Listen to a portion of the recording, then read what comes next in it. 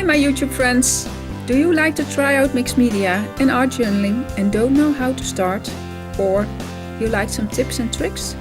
My channel is all about helping and showing you how to do it low budget.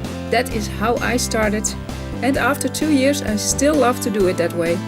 So let's have some fun together and play a little. For today I have a kind of a healing art journal page. I was noticing about myself I had some fears about putting my art out there. I still have some fears once in a while. All the way in the back, it's not that upfront for me anymore. It was back when I started. But I still kind of feel sometimes that I'm not good enough. No, not really not good enough, but it's more like, what will people think?